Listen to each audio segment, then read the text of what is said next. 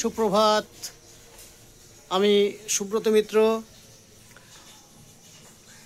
মনের আনন্দে খুব সুন্দর একটি দৃশ্য আপনাদেরকে দেখাতে এসেছি। এই দেখুন, এই মন খুশিতে ভরে ওঠে যখন নিজের হাতে লাগানো কোনো গাছে এরকম ফল ধরে এবং সেই ফল বিতরণ করে আমি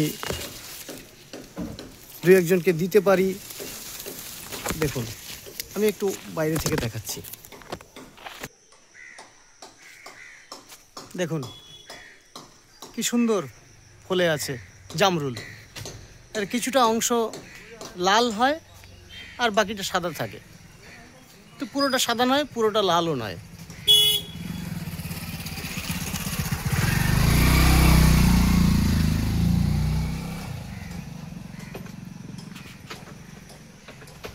এটা আমি নিজে লাগিয়েছিলাম, কিন্তু ভেবেছিলাম এটাকে সরাবো গাছটাকে, যেহেতু এই দিকে রাস্তার দিকে এবং কর্নারে রয়েছে।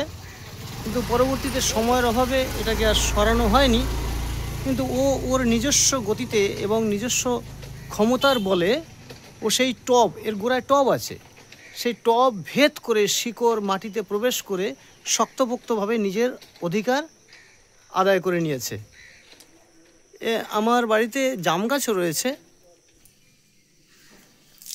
অল্প অল্প জাম রয়েছে। দেখুন, এই আমি একটু টেনে দেখানোর চেষ্টা করছি, কারণ আমার এই ফোনে হয়তো দেখা যাবে, কারণ আমার গিন্নি এই ফোন একেবারে অত্যন্ত দেখে শুনে এনেছেন যাতে ক্যামেরা একদম সুন্দর থাকে। এই দেখুন, এটা অনেক উচ্চতায় আছে। হ্যাঁ, কিছু জাম পেরেছে। এবছর জাম একদম হয়নি বললেই চলে, দুটি ডালে হয়েছে। মাঝে মাঝে পারা হচ্ছে, পারাও সম্ভব না, ওখানে খুব যাওয়াটা খুব রিস্কি। হ্যাঁ, এই নিচে পড়েছে দেখুন। এখন সুপ্রতিম পেরেছে। সুপ্রতিম আমার একমাত্র পুত্র। এখন বিষয়টা হচ্ছে, হ্যাঁ যেটা বলছিলাম, এখন বিষয়টা হচ্ছে এই যে ফল, ওই দিকে দেখুন আবার একটা লেবু হয়ে রয়েছে। এই যে লেবু আছে ওপাশে, আড়ালে পড়ে গেছে, হ্যাঁ বেশ কয়েকটা। এখন বিষয়টা হচ্ছে, এটা সামনে যেটা দেখছেন এটা পেয়ারা গাছ। এখন বিষয়টা হচ্ছে এই যে ফলাদি পড়ে আছে, খাওয়া দাওয়া হচ্ছে এবং দেখছি খুব সুন্দরভাবে সেজে আছে। এতে মনের ভিতরে একটা খুব আনন্দ পাই এবং শৈশবকে মনে পড়ে। হ্যাঁ, শৈশবে এখন তো সেইভাবে বড় জমি জমা নিয়ে বিশাল বড় বাগান বাড়ি এগুলো করা সম্ভব নয়, সামর্থ্যেও সম্ভব নয়, বয়সেও সম্ভব নয় এবং পরিস্থিতিও সেরকম। এখন সব ছোট ছোট পরিবার, কিন্তু তার মধ্য দিয়েও শৈশবকে ধরে রাখার যে আপ্রাণ চেষ্টা করে যাচ্ছি এবং সম্ভব হচ্ছে, এটা আমাকে খুব ভালো লাগায়, প্রাণিত করে। এটা দেখছেন, এটা জবা ফুলের গাছ। আমি প্রত্যেক দিন এই গাছটা থেকে ফুল তুলি।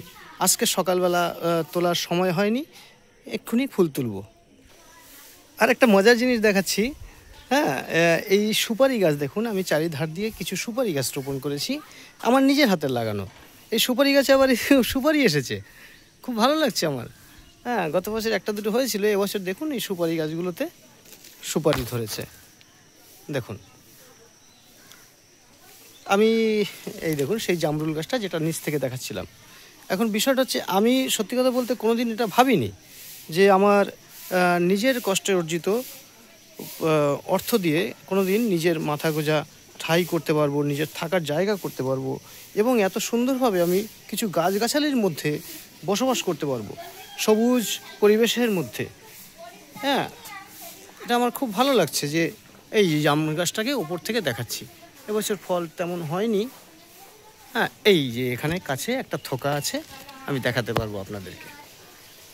এই যে দেখুন, দেখুন জাম, আমি একটা পেরে নিই, এটা দুটো। এই সুপ্রতিম, না ধরো ধরো।